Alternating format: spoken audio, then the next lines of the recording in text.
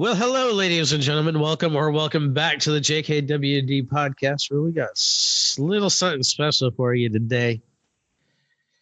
Kelvin, how you doing? Am I the something special? Oh, no, never mind. That's all right. I'm doing fine, Mr. Shear. How are you? It's a lovely day here in central New York. The sun is shining. The snow is melting for the most part. My driveway is completely clear. And I didn't have to do it. That was even better. And the air is clean. There's still a squirrel building a nest in the tree behind my house, though, which means it's also my lawn furniture is losing weight because he's using the foam from the inside to build his nests. But it's entertaining, so it's kind of fun. Life is good. Well, I'm better in the tree than in your attic. Amen. Somebody else said that. Yeah, better than in your house. So, but we got to get that fixed quick because I've lost some siding on the house for some reason this winter, and we got to get to a position where we can get that put back up because it's crazy. Yeah. But other than that, life is good. The grandbaby's good. You know, everybody's healthy. I got nothing to complain about. Excellent. How about you? Things are good here. As you can hear, I have another cold. I think they like you. I'm going to thank daycare for this. Okay. It's been about a month since she started. It's always something new and different. Never know what it's going to be like. Like, I got something coming on, and last night my lungs were humming. They were making noises on their own. Bummer. Yeah. As long as it's not COVID, you're in good shape. Well, I had another test yesterday because that's my new hobby in lockdown.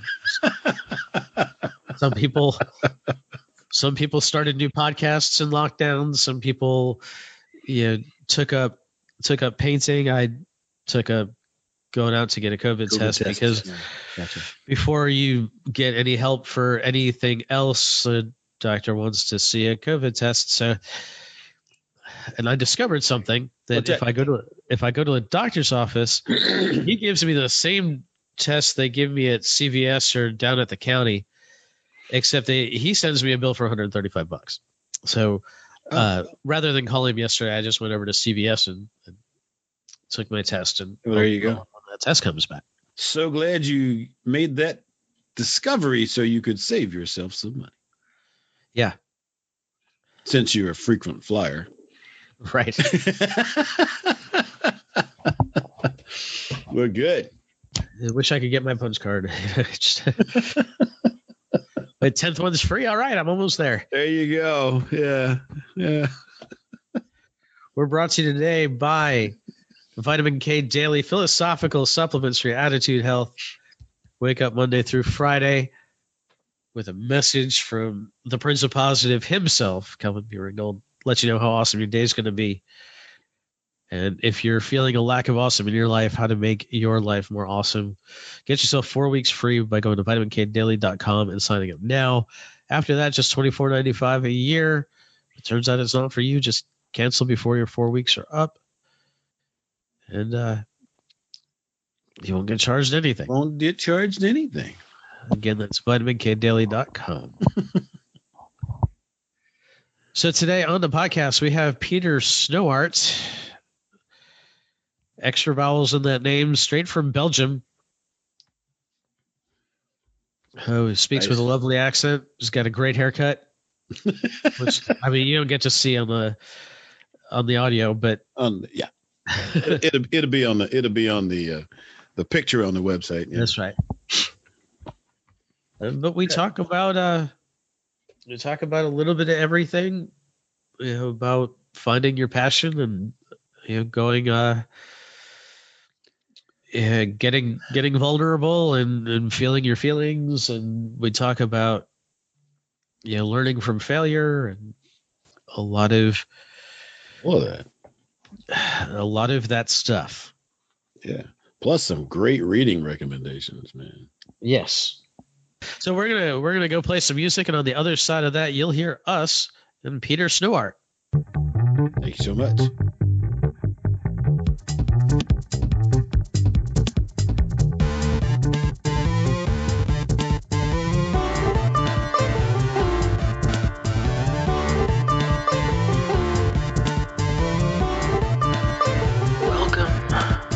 the Josh and Kelvin World Domination Podcast, where we talk about better humanhood and teach you how to dominate your world. You ready? Here we go. Did you let him in? Yeah, and very punctual. Look at that. Even from the United Kingdom. Oh, no, Belgium. Belgium. Good morning. I apologize very much. How are you this afternoon? I'm feeling very Belgian. My first mistake of the day. Darn it. No, it's okay. That's Melden. UK, Belgium. I mean, if you look at it on the map and it's really small, it's Belgium and UK are like this. So, but no, not UK. Belgium. But you're a full hour ahead. You're a full hour ahead of the UK anyway. Yes, indeed. Oh wow, that's correct. Okay. So it's 3 p.m. in the afternoon. Yeah, and a sunny Friday. Nice. You got sun over there. Nice. Yeah. I have sun this morning, as you can tell from the washed out blob behind me.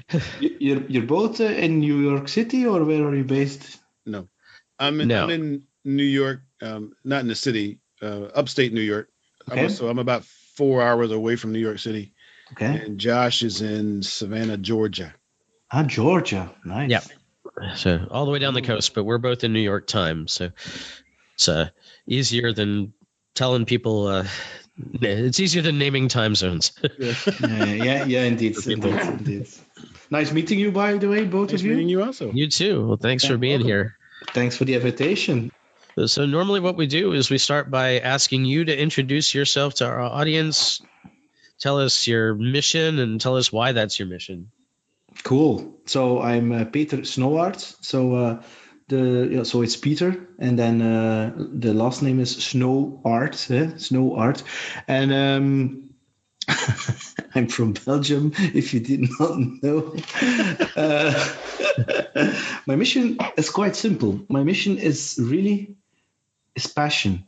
Is really passion. So this means that everybody that I meet, I think you have to be true to yourself and live a life being you and living a life full of passion, doing the things that you love. It sounds really fluffy and things like that, but I think it's quite important to do that instead of living a life of the expectations of somebody else. If that means you are painting or selling software or making podcasts or creating YouTube videos or whatever, or playing music, do whatever makes you passionate and makes you feel great. And how did you come across this mission? Great question.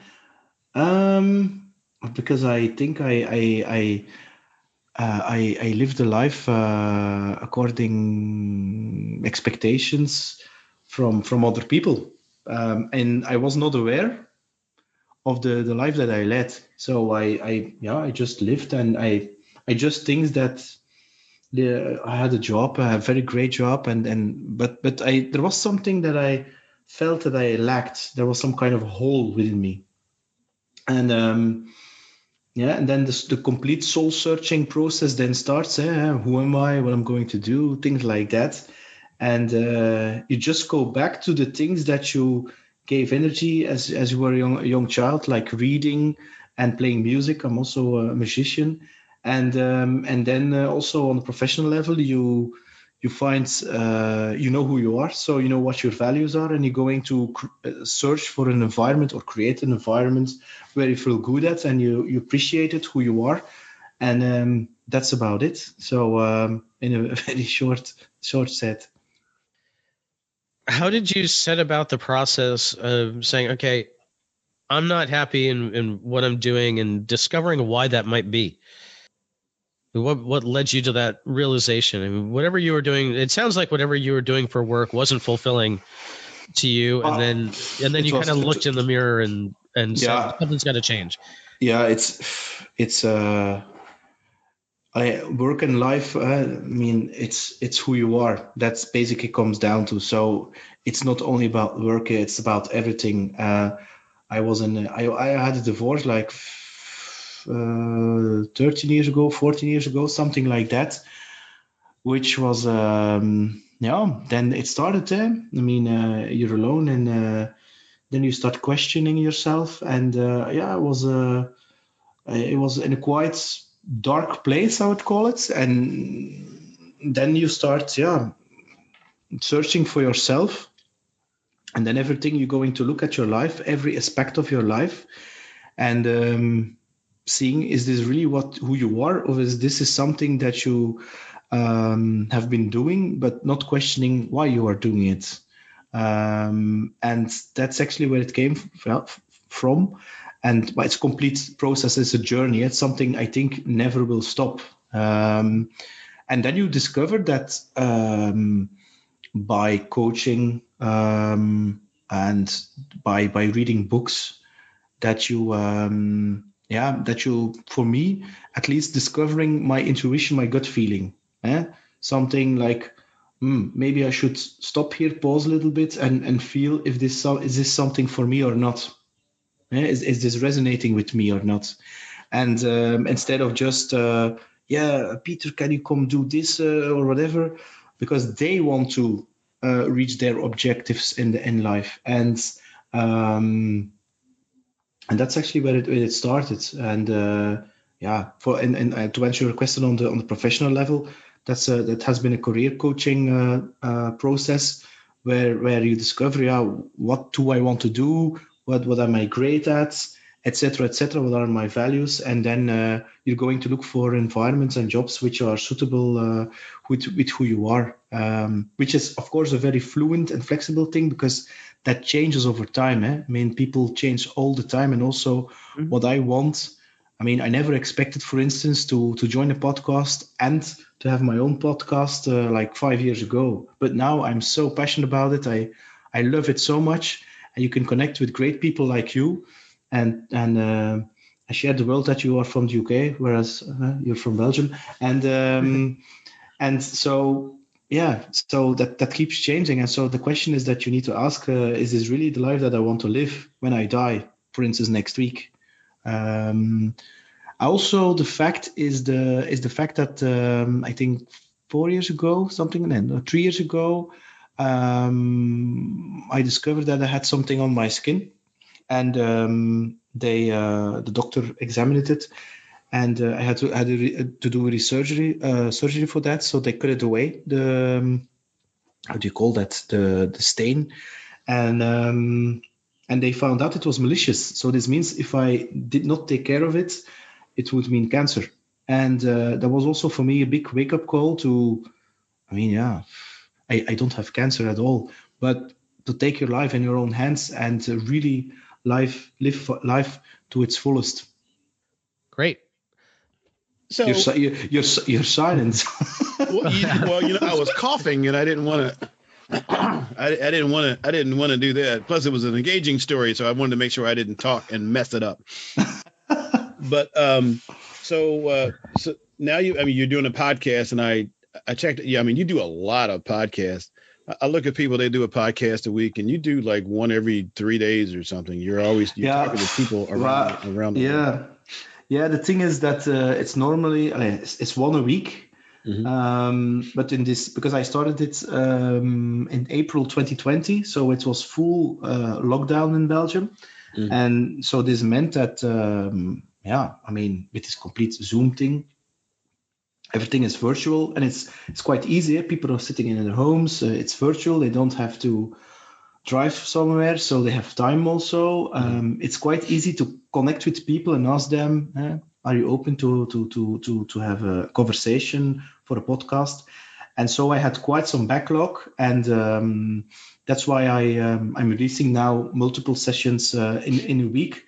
Mm-hmm. And combining the same stuff. It's all about stories of people who had, who changed their life, who are really going after their dreams, and at the same time, and it's a combination of people who have become an entrepreneur or a freelancer or started their own company, people who worked for companies but now are more an artist, so people who have been almost dead and now they're have their own company, so they're living their life. So It's really about bringing inspiring stories. But the fact is, normally it's one per week, and so. I saw yours. I said, Josh, we got to get busy because this guy is really killing it over here with these podcasts. So, so it's excellent. So, what would you say is your? And this is not like the question Josh asked, but your dominant passion. I mean, if you had to quit doing everything else you're doing and just stick to this one thing, what would that be? Play music. Play guitar, play music. That would be it. But of course, you make me choose, but I'd rather have multiple things. But yeah. I have so many things I'm interested in. Sometimes I don't even know how I can get to them, but I won't give them up. Yeah, because they're all part of the me that I want to be. Yeah. You know. Yeah. The thing is, music. At the same time, I don't make enough money of music to have a decent living. Mm-hmm. And the reason behind it is that I don't want to sell my soul to get money. And so to play music. And because I had teachers in the past who did that. So they teach me in order to get money. But the real passion was to play like in a jazz band. But I mean, jazz is like... playing 1,000 chords for 3 people, where rock and pop is like playing 3 chords for 1,000 people.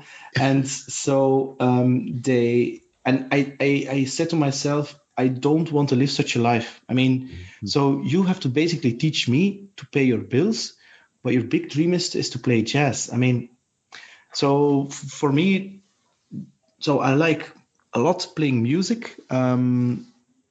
But I don't want to. The thing that I don't do it 100% right now is because of the financial, because of the fact that I want to have the choice to play where, with whom, and what kind of music, without having that pressure on my shoulders to pay the bills. That's why, I mean, making me choose for one passion is a little bit hard. Because the other one will be podcasting and inspiring the world, of course, and podcasting is one of them. Well,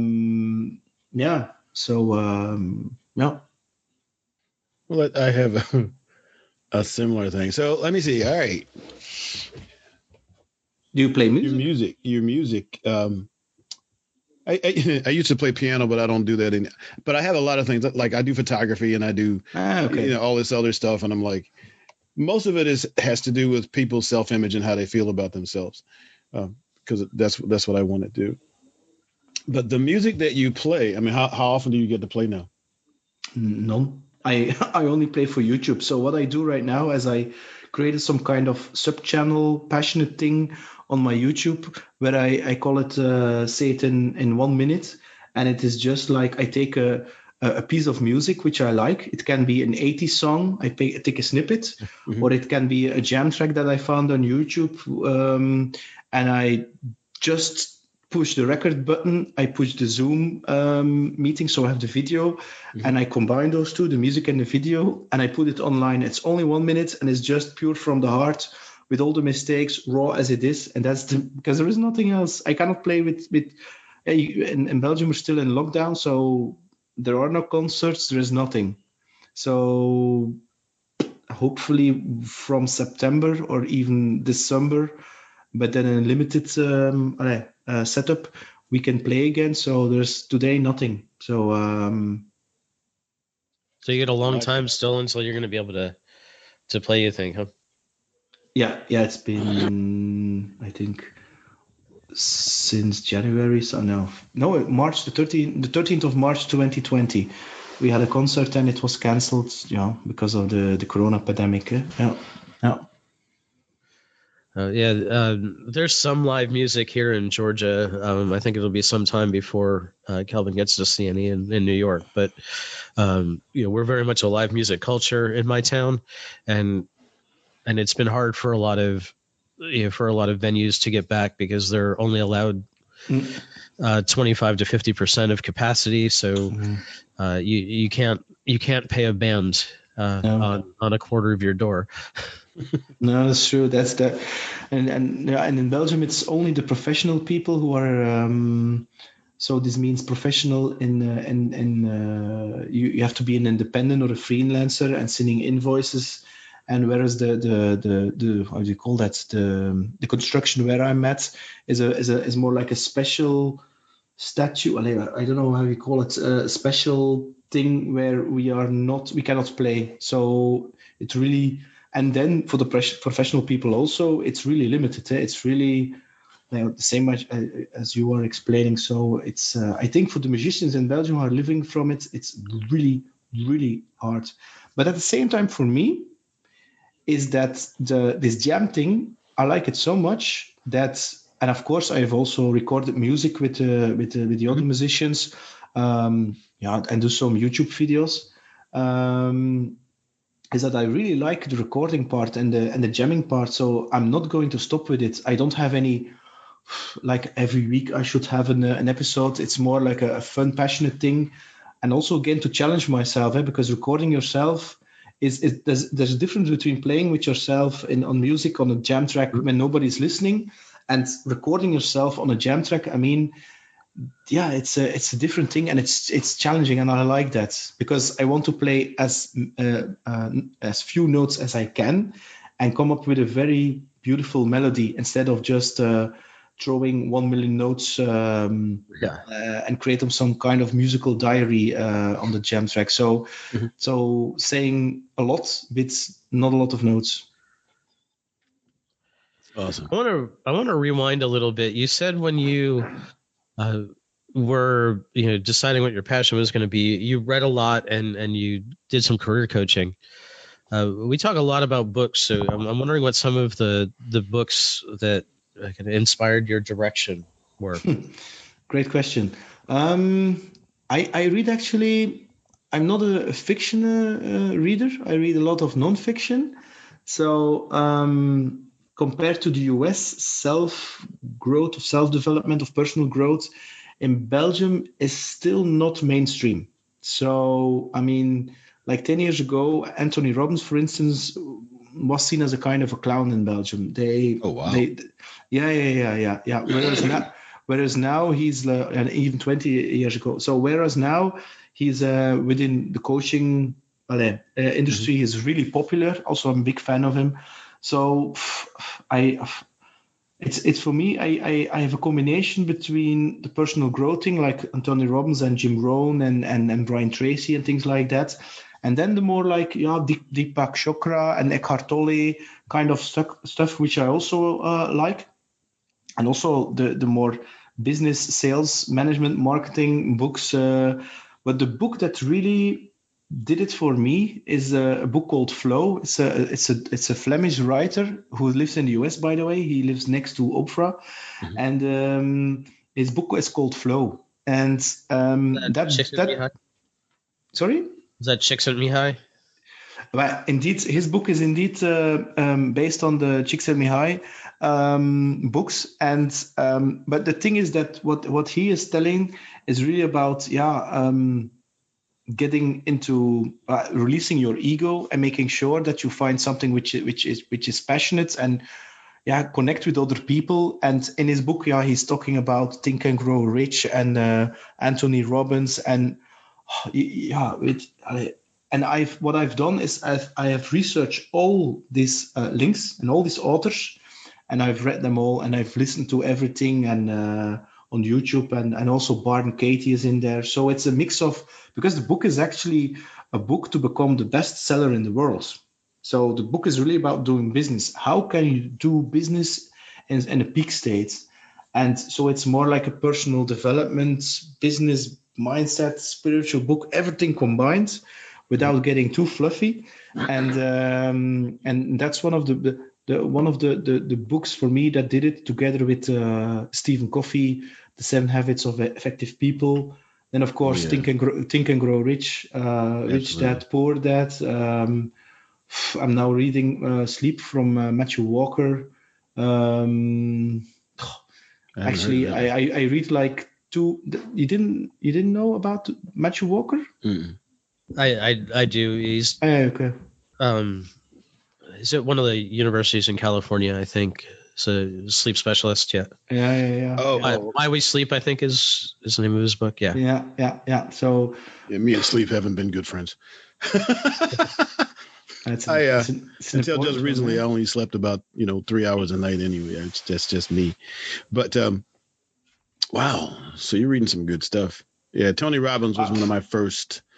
That guy he just took my mind by storm, and it was like, wow, this is good. So and 7 Habits of Highly Effective People, that's one of my favorites too. I need to read both of those books again, because we don't always hold on to that stuff. Once it fires us up, we go do some things, and then we kind of forget some of the detail, and it's time to go back and kind of refresh. The thing is that first of all, because you read it doesn't mean that you apply it. And so this means that, and second, in addition to that, is the fact that these books have multiple layers. So you have to reread it every couple of years. So to make sure that of course, that you apply it, but that it really gets into your system. Because sometimes you read these books and you will get it on a mental level. Oh, the light is out. You will get it on a mental level, but you don't apply it. You don't feel it yet. I mean, the first time when I read, for instance, like a Think and Grow Rich, I was like, but how do I apply it? And it's the same with Tony Robbins. I mean, you read it and you get such a great energy, that intensity, which Anthony has. You also feel it, but after a while that disappears. And if you want to really take charge in your life, you have to apply it, and you have to test it, and then these books are no longer books, but are really really become value for you, for your life. Your life start to change. I mean, in the books that I read, they talk about you have to really fix the inner world, and then the outer world will change. Life is not happening at you, but for you. It's great. It's a great quote, but apply it.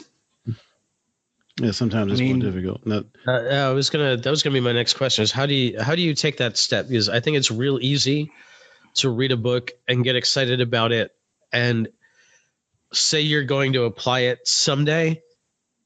What's that step that you take to actually make the application in your life and then make it last?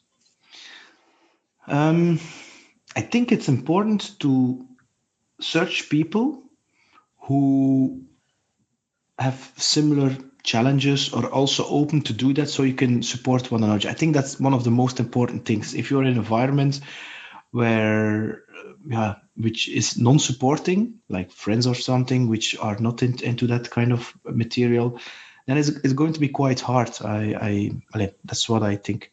And so this is for me key. It's really about searching for like-minded people, and to make sure that you speak each other regularly, to make sure that you check out on one another, and that you are supportive. So this means that you try, and then you try again, and no judgment and all, but you just support one another, because otherwise it's going to be quite difficult. Next to that is, and that's another one, is Atomic Habits. You know that book? Yeah, James Clear.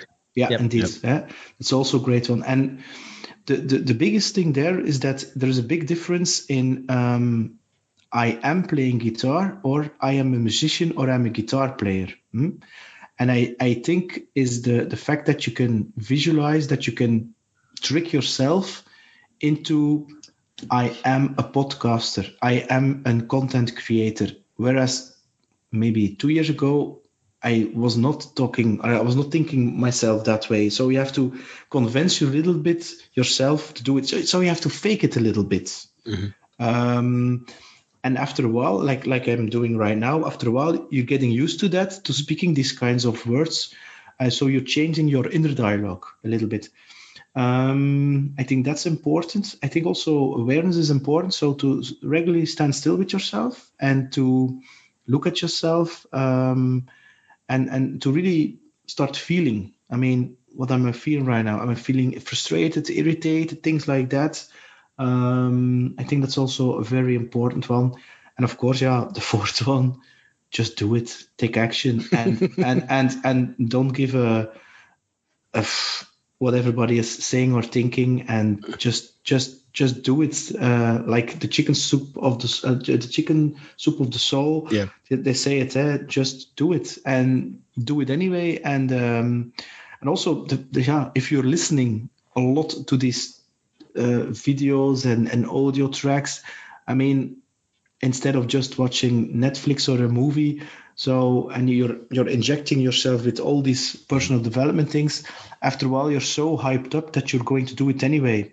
It's just like you have been part of this virtual mastermind with all these authors, and you have literally being a part of their life. So you're like, okay, this is normal for them. No, I'm going to do it anyway. So just step into the fear. Even if you have fear, you just do it anyway. What is the thing that you can happen? You're not going to die. So just do it. And another thing is for me personally, I have a son. There is a son of 3.5 years young in my life, and this is also one of the triggers. Is that kids of children will not do what you say, but they will do what you do. So this means that am I going to fool him and say, live the life of your dreams and blah, blah, blah, but I'm not doing it myself? Or I'm going to at least start by doing that or living that life and taking it step by step. And then he can see, okay, that's how I should do it, because he sees that I'm really doing this. And I think that's also a very important one, becoming very aware of what the steps you are taking to achieve that kind of life. Yeah, I have a 2-year-old daughter, and it's very easy to see how she sees us as parents because of what she does. And for a while, anything she picked up, she would just put on her ear. They'd be like, okay, well, clearly we're on our phones too much. So we made a conscious choice to, we made the conscious decision to stop. She was around, the phone went away. And you have to let them catch you doing the things that you want to catch them doing. Yeah, that's true. Yeah, that's true. And they're mirrors, and I know sometimes they mirror something that you don't want to see. I mean, in terms of coaching, I think a child is your biggest teacher that you will ever have. Yeah, so far, definitely. Right. Yeah. Yeah. A lot of people think when they get tired, when they want to do something else, that it's supposed to be able to happen fast. No. From the point that you started reading the books because you were dissatisfied with what you were doing in your life, and the time you put that into play and got it moving, what kind of process was that for you? How long did it take you to start to believe in yourself like you wanted to get where you're going, to get where you've gotten? Yeah. Well, there is no such a thing as an overnight success. People, I mean, success is like being pregnant. I mean, everybody congratulates you for the baby, but nobody knows how many times you were And so the thing is that they only see the end results or the outcome, but they don't see the struggle, the inner dialogues, the whole messy process.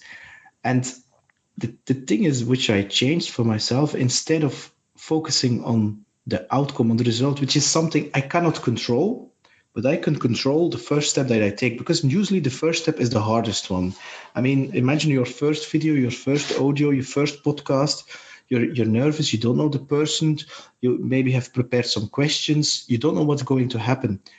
So, but if you don't take that first step, nothing will happen. And a lot of people, they are afraid because what other people will think, and they strive for perfection, whereas I'm striving for progress. So what I did, instead of focusing on the destination, on the result, I said I'm going to enjoy myself in a journey. So I don't care anymore if I'm going to get it or not, but I'm going to have fun right away and while I'm doing it. And I say to myself, okay, the first video, okay, the audio is not perfect. I didn't have any microphone, so I just do it anyway. Then the second one, I'm going to add something, improve a little thing. Okay, I have now a video. Okay. Then the third one, maybe I can, I don't know, have better questions and so on. So it's really about that, these small steps. So for me, in order to answer your question, I think 6 months after that book that I've read and the coaching, I changed jobs, and actually, by doing that, my mindset completely shifted, and mindset shifts never happen on like that, and unless you have like a very traumatic experience. But usually, it's something that it's like a muscle you need to train. So. But then you get better and better, and you becoming more confident, and also you're getting also some kind of external validation, which is very dangerous, because it cannot be something that you fuel on, because that's something addictive, that you would need that kind of external validation, like likes or subscribers or whatever. So because you really have to do it from within. So within 6 months I changed jobs, and then from that moment on, of course, I had struggles and I had setbacks and things like that. But the way I looked at things, like the setbacks, they were like, sometimes I win and sometimes I learn. And the learning part is actually a very interesting part, because it's going to learn a lot about who you are and how you're going to deal with that situation. And you're still alive. And instead of looking at the learning part as a negative, painful thing, because it's part of life. And from then on, amazing opportunities are happening. Like this, for instance. Without that, I would never, ever have met you. I love that quote. Sometimes I win and sometimes I learn. That's awesome. I'm going to credit you with that. I'm going to talk about that soon. That is excellent. Yeah, Thank you. No, you're welcome. But it's those little changes, because a lot of people, I win or you fail, but that's the thing. Failure has such a negative connotation, and think, what are the others are going to talk about or say about me? Whereas if you say, or win or I learn, okay, I learned. Okay, I learned. I learned. And the trick is, don't do it again. You learned. I mean, that's it. You do it better, and it happens. And it starts with small things. Otherwise, if you don't look at that way, you're going to get frustrated and irritated, which is also part of life. But after a while, you will become a huge pile of frustration and irritation, and you will become a very negative person. And then you're in a negative spiral downwards. So you have to be very careful feeling that emotion. But you are not that emotion. You feel it. It's a temporary thing, like the sun or the clouds. They're just passing by. You are not that emotional state. You just feel it. It's temporary. And that's also a very big difference there. So, Wow. That was good. I like that. Hey, we have to have him back. No. So what, Josh, you got something you want to say? No, go ahead. So in everything you've done so far in your transformation, what would you say is the toughest thing you had to overcome? Toughest thing. It sounds a little corny, but I think emotions and feeling. I think for a male, which is used to not feeling, I think that's and being very rational and doing everything with my head. I think that was one of the hardest parts. I mean, people ask me, what's your favorite number? What gets you excited? I have absolutely no clue. I don't know. And people are like, you have to feel, and your gut feeling, intuition. What the hell are you talking about? you only have that voice in your head, and that's one. And the second is ego. Ego is like that mental constructions of all limiting beliefs, what you think of yourself and the way you should act and be and blah, blah, blah, and so on. And learn to see an ego not as a negative thing, but not as the king. Your ego is your servant. Something else is your king, who you really are, that passionate thing, that fire from within. Your ego, you only need to undertake action. aligned action with who you are. Otherwise, if you let run ego the show, I mean, it's going to be a very empty life, and it's going to drain you a lot. And you're going to do stupid stuff and buy stupid things. Yeah.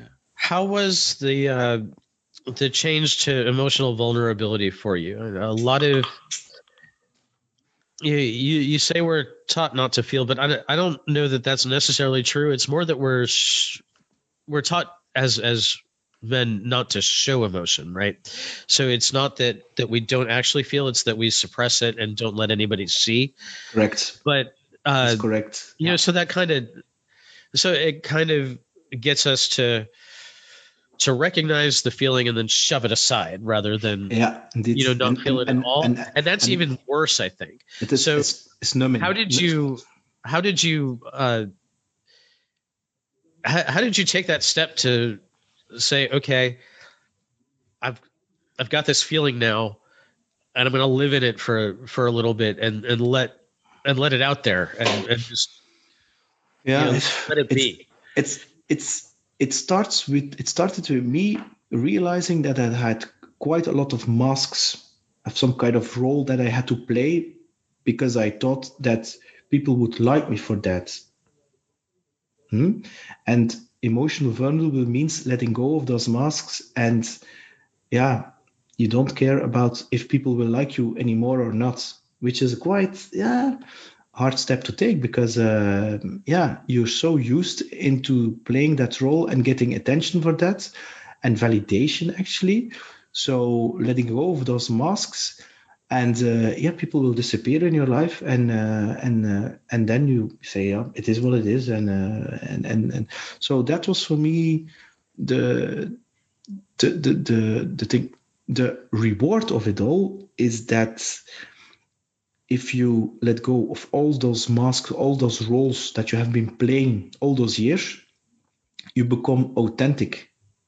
And the reward is that you will be able to connect with other human beings in a very warm way, in a very real way, in a really authentic way, which is so fun to connect with people who they really are, because you also show up who you really are or are. And so instead of having these more shallow, superficial connections, the more vulnerable you are, the more you are able to connect with other people, and also you will get some kind of sixth sense, some intuition, some kind of silent voice inside of you, some kind of silent, thing inside of you where you can feel the room, you can feel people, you can sense it, which makes for me life lighter, because you're actually getting away of a lot of it's like a sack that you were holding on and you just release it, so it makes you live lighter. Because to be honest, emotional vulnerability to me 10 or 15 years ago, I think it was for pussies, and I was like, that was like, what the hell is that? No, it's rational, it's hard skills, it's tough. It's not male. It is male. Real vulnerability is male, and it's female. It's not that macho thing that we learned in society. I think vulnerability is key, but it took years and years and years to show up and to learn that. But the thing is right now is that the more you do that and show yourself, you attract also at the same time other people who will take you or appreciate you for who you are. So also opportunities come, which is like and how do you say that? And a very positive, exponentially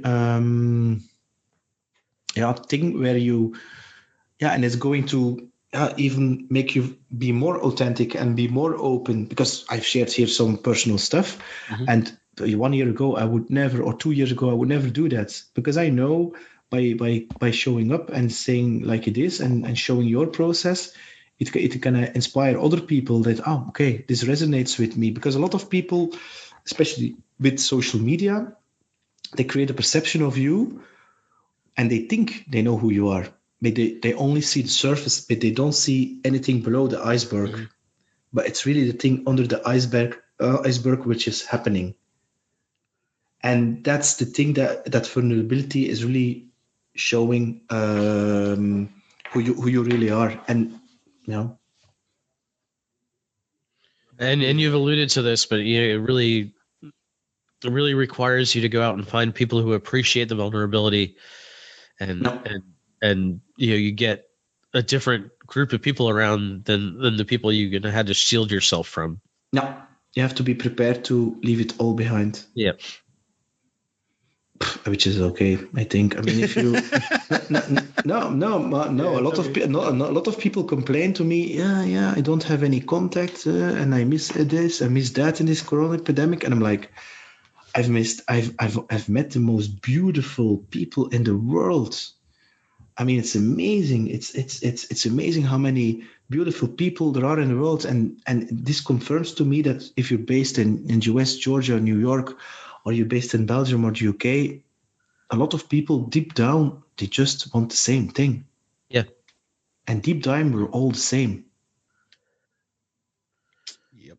And we all struggle, and we all have that thing with our inner dialogue, and we all want to be happy, and all we want to have a fulfilling life, and we also want to be a good dad or mom or whatever. And so deep down, so I'm quite, I mean, positive. I'm very positive actually, because if you do that, the vulnerability is going to open up a new world. Mm-hmm. That's I mean, and you can sense really. I mean, vulnerability. You have a daughter. I mean, being vulnerable with your daughter, that's the biggest connecting thing you can have with her. Yep. Well, what? Otherwise, how are you going to learn her to deal with her emotions? Suck it up. Is that the thing?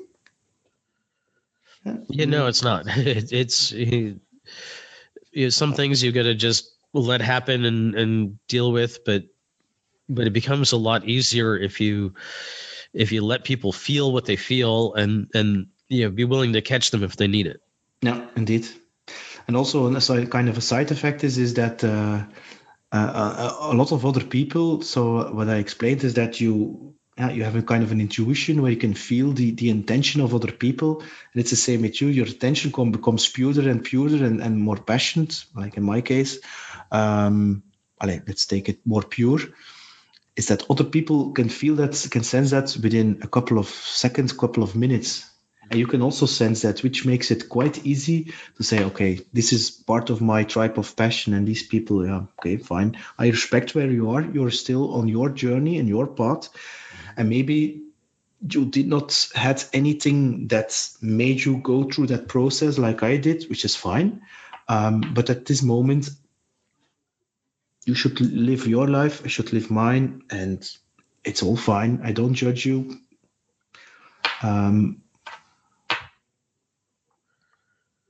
Not judging is difficult.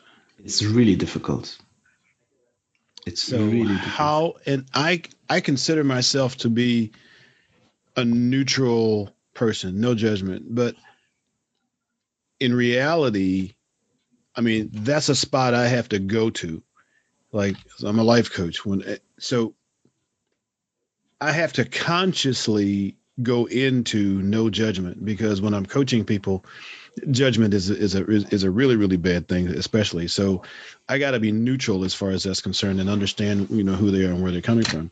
So how long, I know how long questions are stupid questions sometimes, but how long did it take you to be able to go into the spot where you were no longer being judgmental? Because a lot of times it's just reflex. So how long did it take you, once you realize that, to kind of drop out of that and or to control it? The first thing, of course, it starts with an awareness, becoming aware that you are judging. I mean, we started this conversation, you talk about UK, then Belgium. Immediately, I'm pretty sure you have some kind of perception about Belgium. And then, of course, like you mentioned, Kelvin, is the fact that, okay, I have this judgment, and I'm going to immediately let it go. At least that's how it works with me. So when I'm seeing someone that I never met before, I know there's some kind of judgment. But then you can look at it and say, yeah, it's a judgment, and I let it. I'm not going to listen to the judgment. I'm going to be open. So I'm not going to say here that I'm 100% non-judging. The thing is, although if I surround myself with people, and I have, who are really also conscious about the fact that they are non-judging, or to try to be non-judging, it really helps, because you can correct yourself, you can correct each other. You can say, is that a judging comment? And so it's really about training that muscle. So of course it took me years, and I'm still training. With all of these things, you're never there. You need to keep on training yourself, keep on training that muscle of awareness, of non-judgment. And especially when you're tired, when you have stress, things like that, it's quite easy. Then we become in that surviving state, the fight flight response thing. And then judging is part of that. I mean, because you have to make really quick decisions.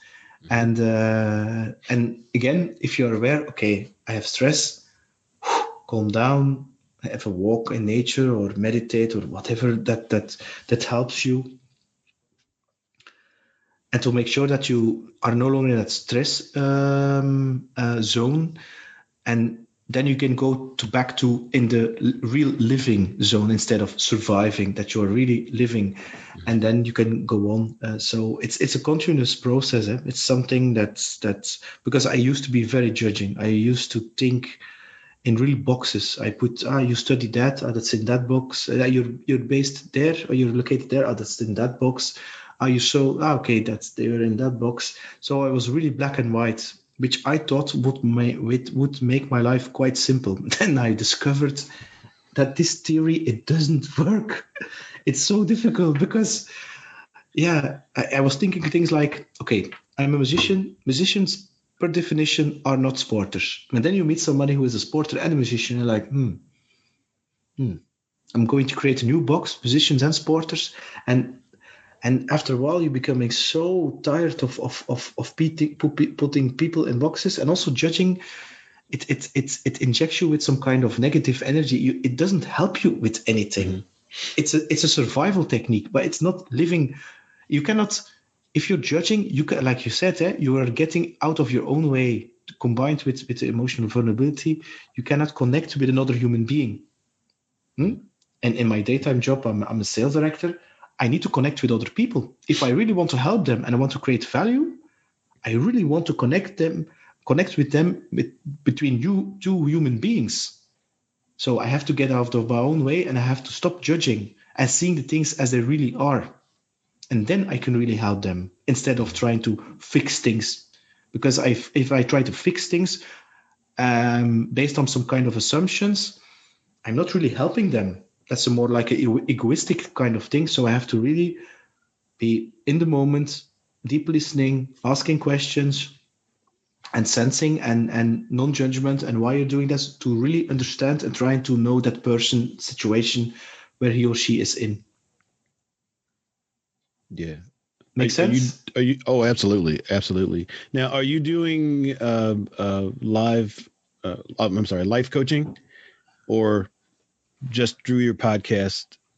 No. So I'm actually a sales director in an IT company, and a marketing IT company, and I coach a team of very young sellers, and actually between the lines, what I'm doing is only one thing. I want to show that they are becoming the best version of themselves. So I'm using all the Tony Robbins and all the other things that I ever read, and so I make sure that they work on their pleasing behavior, to make sure on the limiting limiting beliefs, and so on. and to make sure also on the vulnerability, on the emotions, on public speaking, on the fact that they respecting their boundaries. It's a very important one.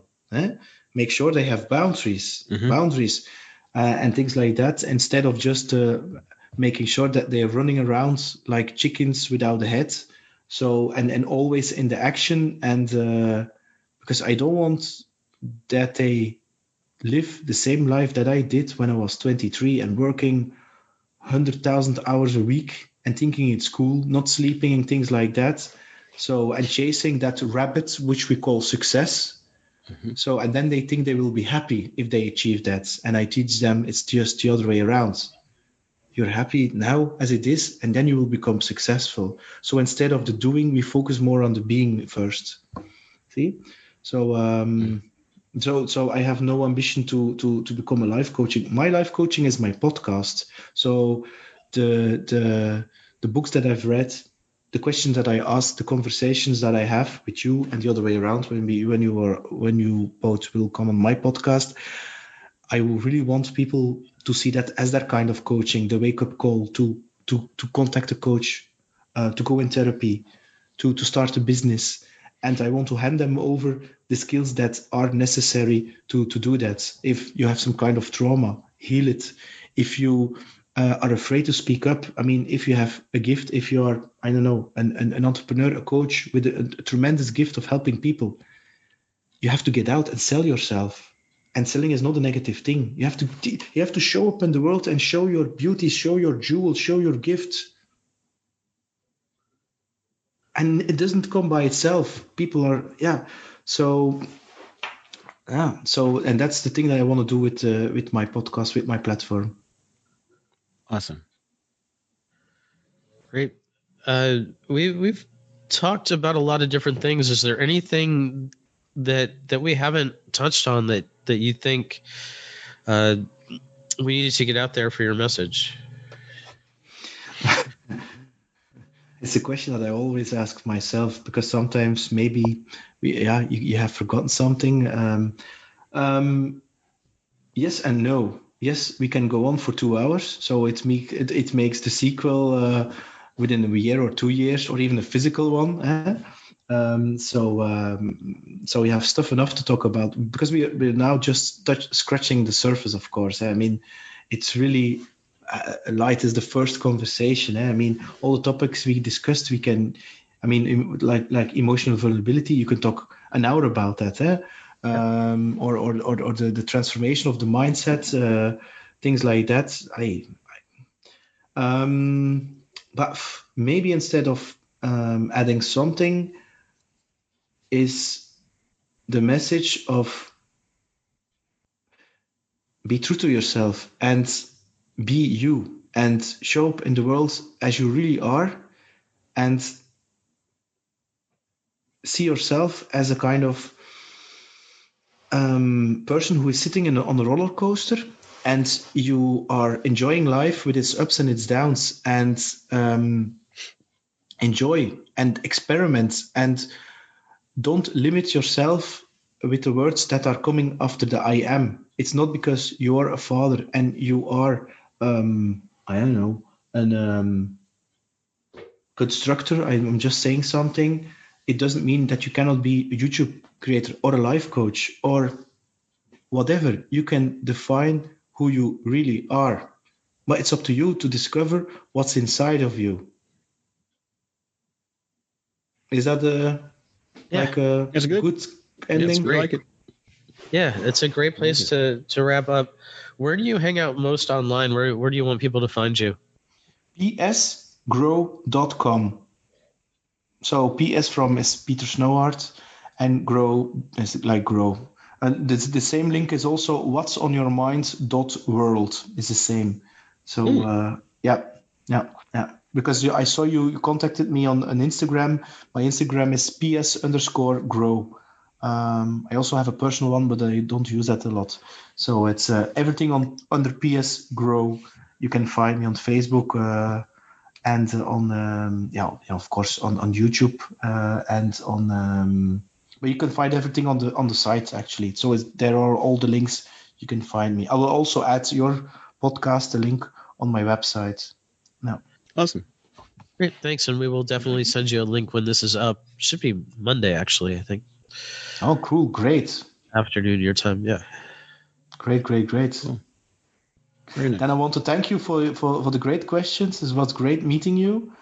I'm honored because it's always nice to connect with other people, especially from other parts in the world, and to discover how you're living life and how do you see things, because that's if you open up, it's so interesting to see new perspectives, because we are so conditioned by culture and by society and the way we we think that this is the way you should live life, but by opening up is who said, was it Frank Zappa? The mind is like a parachute, it only works when it's open. Absolutely. Frank Zappa, for the listeners, is a 70s singer, guitar player. People would ask, who the hell is Frank Zappa? But, okay. Yeah. So cool. Well, So awesome. thanks, guys. Yeah. It's been great. It's been a great conversation. Appreciate you. Thanks, Josh. Thanks, Kelvin. And I wish you a great weekend. Thank you. Thank you. You too. All right. Take care. Take care. Bye-bye.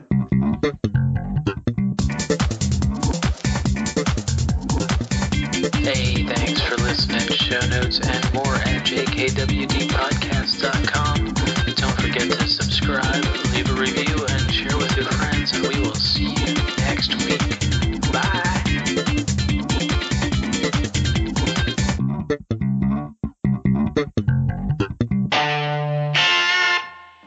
A Better Humanhood production.